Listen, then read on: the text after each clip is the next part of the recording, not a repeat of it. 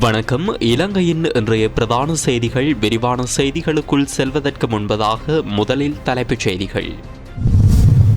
தாய் எலிக்காய்ச்சலால் உயிரிழப்பு, பெற்ற மகளை பலமுறை தகாத முறைக்கு உட்படுத்திய போலீஸ் அதிகாரி, எடுக்கப்பட்ட நடவடிக்கை.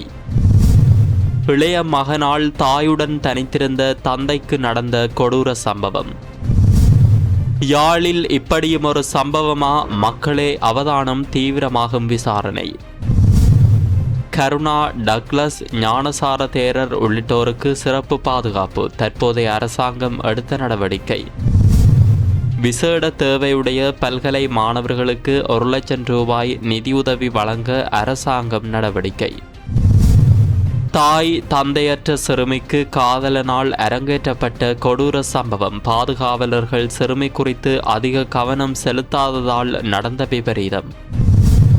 தமிழர் பகுதியில் துயரத்தை ஏற்படுத்திய ஆசிரியரின் மரணம். பாம்பு தீண்டியதில் பரிதாப உயிரிழப்பு. நாட்டின் பல பகுதிகளுக்கு பலத்த காற்று குறித்து வளிமண்டலவியல் திணைக்களம் வெளியிட்டுள்ள எச்சரிக்கை. போலி நாணயத்தாள்கள் வைத்திருந்த நபருக்கு நீதிமன்றம் பிறப்பித்த உத்தரவு. வவுனியாவில் நடந்த சம்பவம். இலங்கையில் வீழ்ச்சியை சந்தித்த சுற்றுலாத்துறை வருமானம். வெளியான புள்ளி விவரம். அவை எமது தலைப்புச் செய்திகள். இதுபோன்ற செய்திகளை தொடர்ந்தும் அறிந்து கொள்ள இப்போதைய எமது உரிமைக்குரல் நியூஸ் சேனலை சப்ஸ்கிரைப் செய்து தொடர்ந்தும் இணைந்திருங்கள். இனி தொடர்பான விரிவான செய்திகள்.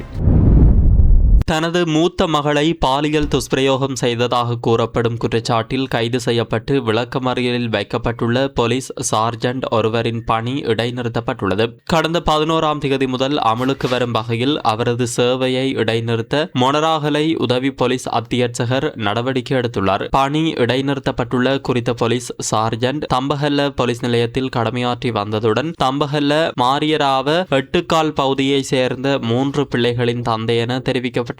2022ஆம் ஆண்டு மற்றும் 2023ஆம் ஆண்டுகளில் தனது மூத்த மகளை தொடர்ச்சியாக பாலியல் துஷ்பிரயோகம் செய்ததாக அவர் மீது குற்றச்சாட்டு சுமத்தப்பட்டுள்ளது. சிறுமியின் தாய் உயிரிழந்ததை தொடர்ந்து இந்த சம்பவங்கள் இடம்பெற்றதாக ஆரம்பகட்ட விசாரணைகளில் தெரியவந்துள்ளதாக போலீசார் தெரிவித்துள்ளனர். பின்னர் குடும்பத்தில் ஏற்பட்ட பிரச்சனையொன்றை தொடர்ந்து காயமடைந்த நிலையில் வைத்தியசாலையில் அனுமதிக்கப்பட்ட சிறுமி தனக்கு நேர்ந்ததாக கூறப்படும் துஷ்பிரயோகம் குறித்து மருத்துவ அதிகாரிகளிடம் தெரிவித்ததை அடுத்து சம்பவம் வெளிச்சத்துக்கு வந்ததாக கூறப்படுகிறது. இதனையடுத்து சந்தேக நபர் கைது செய்யப்பட்டு சியம்பலாண்டுவ நீதவான் நீதிமன்றத்தில் முன்னிலைப்படுத்தப்பட்டார். அவரை இம்மாதம் 15ஆம் தேதி வரை விளக்கமறியலில் வைக்க நீதிமன்றம் உத்தரவிட்டுள்ளது. இந்த சம்பவம் தொடர்பான மேலதிக விசாரணைகளை தம்பஹல்ல போலீஸ் நிலைய பொறுப்பதிகாரி தலைமையிலான போலீசார் முன்னெடுத்து வருகின்றனர்.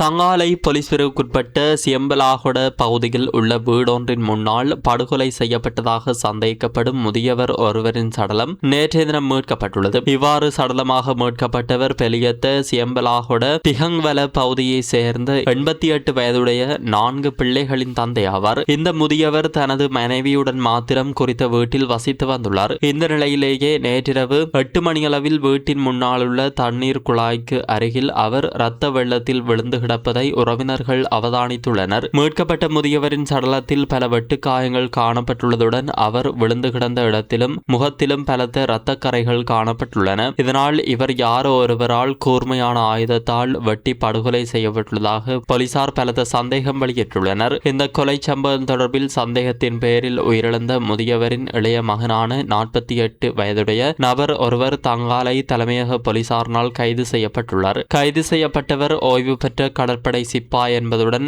அவர் நேற்று காலை 11 மணியளவில் தந்தையின் வீட்டிற்கு வந்திருந்தமை விசாரணைகளில் தெரிய வந்துள்ளது. அத்துடன் அவர் கைது செய்யப்படும் போது கடுமையான மதுபோதையில் இருந்ததாக போலீசார் தெரிவித்துள்ளனர். தங்காலை கோட்ட தடயவியல் குற்றப்புலனாய்வு பிரிவின் அதிகாரிகள் சம்பவ இடத்திற்கு விரைந்து முதற்கட்ட விசாரணைகளையும் சோதனைகளையும் நடத்தியுள்ளனர். இந்த கொலை சம்பவம் தொடர்பான மேலதிக விசாரணைகளை தங்காலை தலைமையக போலீஸ் நிலையத்தின் குற்றப்புலனாய்வு பிரிவினர் மேற்கொண்டு வருகின்றமை குறிப்பிடத்தக்கது. யாழ்ப்பாணம் வட்டுக்கோட்டை பகுதியில் வியாபாரத்திற்காக சென்ற முதியவர் ஒருவரை தாக்கி அவரிடம் இருந்த பணத்தை கொள்ளையடித்து சென்ற சம்பவம் தொடர்பில் போலீசார் தீவிர விசாரணைகளை முன்னெடுத்து வருகின்றனர். தகவல்களின்படி சக்கரத்தை பகுதியில் இருந்து நவாலி நோக்கி வியாபாரத்திற்காக பயணித்துக் கொண்டிருந்த முதியவரை மோட்டார் சைக்கிளில் வந்த இருவர் வழிமறித்துள்ளனர். முதலில் இடம் கேட்பது போல் நடித்து முதியவரின் நம்பிக்கையை பெற்ற அவர்கள் பின்னர் திடீரென அவரை தாக்கி வியாபாரத்திற்காக எடுத்து சென்றிருந்த பணத்தை பறித்து கொண்டு அங்கிருந்து தப்பிச் சென்றதாக தெரிவிக்கப்படுகிறது. சம்பவம் தொடர்பில் வட்டுக்கோட்டை போலீஸ் நிலையத்தில் முறைப்பாடு பதிவு செய்யப்பட்டுள்ளதுடன் சந்தேக நபர்களை அடையாளம் கண்டு கைது செய்வதற்கான மேலதிக விசாரணைகளை போலீசார் தொடர்ந்து மேற்கொண்டு வருகின்றனர். சட்டத்தில் குறிப்பிடப்பட்டுள்ள பதவிகளுக்கு அப்பால் மேலும் 13 முக்கிய அரசியல்வாதிகளுக்கு தற்போதைய அரசாங்கம் விசேட காவல்துறை பாதுகாப்பு வழங்கியுள்ளதாக தகவல்கள் வெளியாகியுள்ளது. கடந்த காலங்களில் பல முக்கிய பிரமுகர்களுக்கு பாதுகாப்பு வழங்கி வந்த காவல்துறை அதிகாரிகள் பெருமளவில் நீக்கப்பட்டிருந்த நிலையிலேயே இந்த நடவடிக்கை எடுக்கப்பட்டுள்ளதாக தெரிவிக்கப்படுகிறது. அதன்படி எதிர்க்கட்சியை சேர்ந்த நாடாளுமன்ற உறுப்பினர்களான கபீர் ஹாஷிம், எஸ் ஸ்ரீதரன், ரஞ்சித் மத்தும பண்டார மற்றும் HL தர்மசேனா ஆகியோருக்கு விசேட பாதுகாப்பு வழங்கப்பட்டுள்ளது. அதேபோன்று ஆளும் தரப்பை சேர்ந்த முன்னாள் சபாநாயகர் அசோக சப்புமல் ரன்வெல, சட்டத்தரணி சரத்குமார், அஜித் சாந்த பிரியதர்ஷனா, ருவன் விஜயவீர, திலங்க ஜூ கமகே, சுனில் பியான்வெல மற்றும் தினேஷ் ஹேமந்தா ஆகியோருக்கு இந்த பாதுகாப்பு வழங்கப்பட்டுள்ளதாக கூறப்படுகிறது. இதனுடன் முன்னாள் சபாநாயகர் கரு ஜெயசூரிய, விநாயகமூர்த்தி முரளிதரன் மற்றும் முன்னாள் நாடாளுமன்ற உறுப்பினர் டக்ளஸ் தேவானந்தா ஆகியோருக்கு முக்கிய பிரமுகர் பாதுகாப்பு வழங்கப்பட்டுள்ளதாக தெரிவிக்கப்பட்டுள்ளது. மேலும்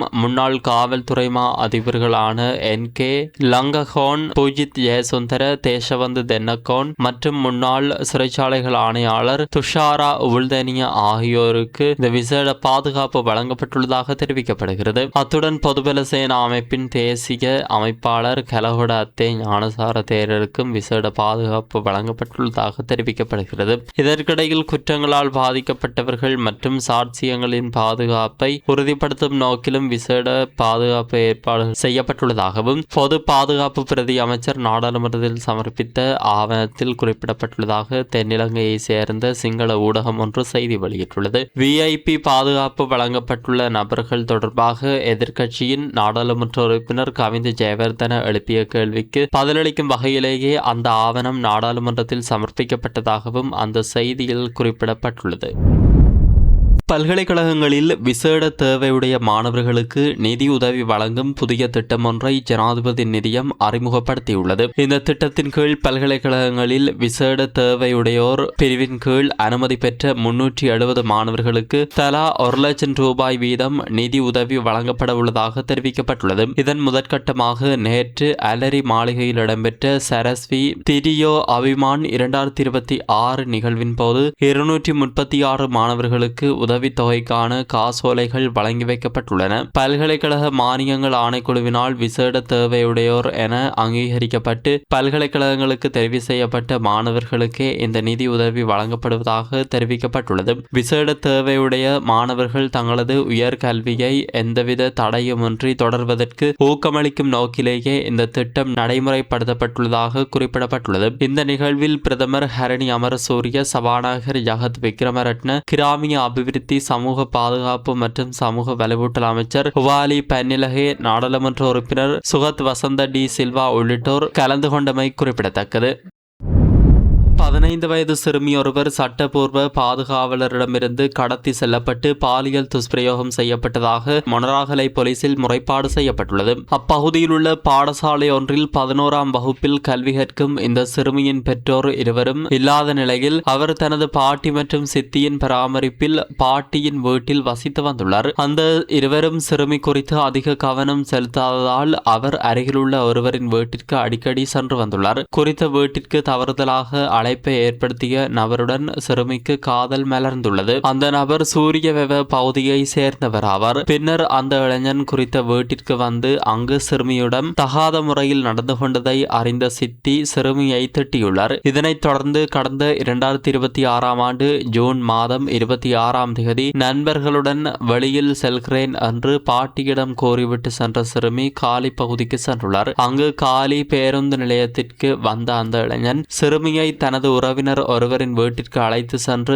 அங்கு அவருடன் மீண்டும் தகாத முறையில் நடந்து கொண்டுள்ளார். சிறுமி வீட்டிற்கு திரும்பியதும் இது குறித்து அவரது பாட்டி போலீசில் முறைப்பாடு செய்துள்ளார். இதனையடுத்து சிறுமி மருத்துவ பரிசோதனைக்காக வைத்தியசாலையில் அனுமதிக்கப்பட்டுள்ளார். சந்தேக நபரை கைது செய்வதற்காக மொனராகலை போலீசார் மேலதிக விசாரணைகளை முன்னெடுத்து வருகின்றமை குறிப்பிடத்தக்கது.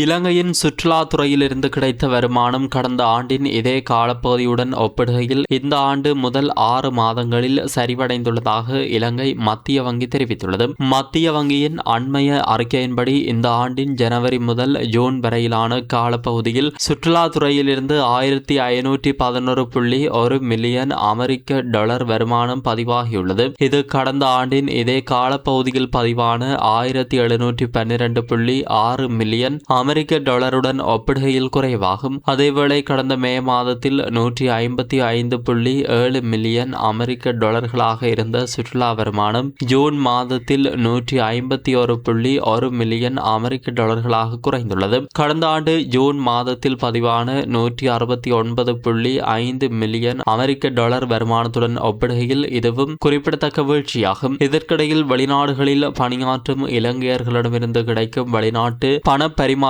மே மாதத்துடன் ஒப்பிடுகையில் ஜூன் மாதத்தில் குறைவு ஏற்பட்டுள்ளது. மே மாதத்தில் 847 மில்லியன் அமெரிக்க டாலர்களாக இருந்த பண பரிமாற்றம் ஜூன் மாதத்தில் 695 மில்லியன் அமெரிக்க டாலர்களாக குறைந்துள்ளதாக மத்திய வங்கி தெரிவித்துள்ளது. இது 152 மில்லியன் அமெரிக்க டாலர் வீழ்ச்சியாகும். எனினும் இந்த ஆண்டின் முதல் 6 மாதங்களில் கிடைத்த மொத்த வெளிநாட்டு பண பரிமாற்றம் கடந்த ஆண்டின் அதே காலப்பகுதியுடன் ஒப்பிடுகையில் அதிகரித்துள்ளது. கடந்த ஆண்டு ஜனவரி முதல் ஜூன் வரை 3738 மில்லியன் அமெரிக்க டாலர்களாக இருந்த மொத்த பண பரிமாற்றம் இந்த ஆண்டு அதே காலப்பகுதியில் 4604.8 மில்லியன் அமெரிக்க டாலர்களாக உயர்ந்துள்ளது. இது கடந்த ஆண்டுடன் ஒப்பிடுகையில் 866.8 மில்லியன் அமெரிக்க டாலர் அதிகரிப்பாகும்.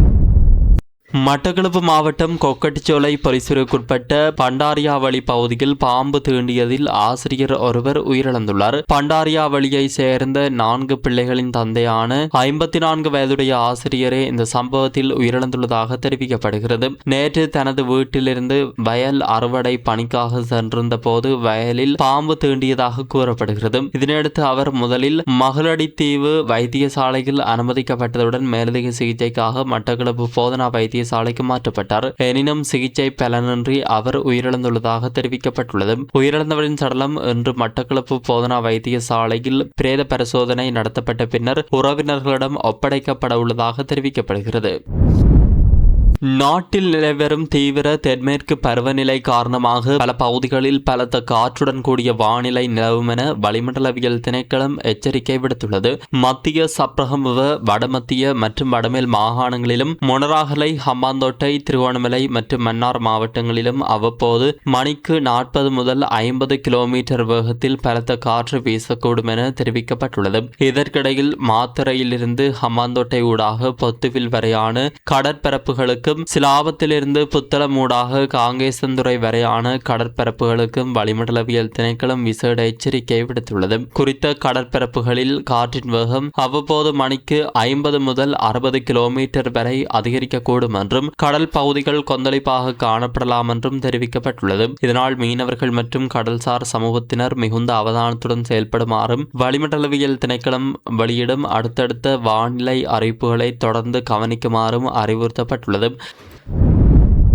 போலி நாணயத்தாள்களை உடைமையில் வைத்திருந்த குற்றச்சாட்டில் குற்றவாளியாக நிரூபிக்கப்பட்ட நபருக்கு 2 ஆண்டுகள் சிறை தண்டனை விதித்து வவுனியா மேல் நீதிமன்றம் தீர்ப்பளித்துள்ளது. வவுனியாவில் கடந்த 2011 ஆண்டு மே மாதத்தில் 50,000 ரூபாய் பெறுமதியான போலி நாணயத்தாள்களை உடைமையில் வைத்திருந்ததாக குற்றம் சுமத்தப்பட்ட நபருக்கு எதிரான வழக்கின் மீள் விசாரணை வவுனியா மேல் நீதிமன்றத்தில் இடம்பெற்றது. இந்த வழக்கின் தீர்ப்பை கடந்த வெள்ளிக்கிழமை வழங்கிய நீதிமன்றம் முதலாம் குற்றச்சாட்டு சந்தேகத்திற்கு அப்பால் நிரூபிக்கப்பட்டுள்ளதாக தெரிவித்தது. அதன்படி குற்றவாளிக்கு 2 ஆண்டுகள் சிறை தண்டனையும் 1 லட்சம் ரூபாய் அபராதமும் விதித்துள்ளது. மேலும் அபராத தொகையை செலுத்த தவறினால் கூடுதலாக 1 ஆண்டு சிறை தண்டனை அனுபவிக்க வேண்டும் எனவும் வவுனியா மேல் நீதிமன்றம் உத்தரவிட்டுள்ளது.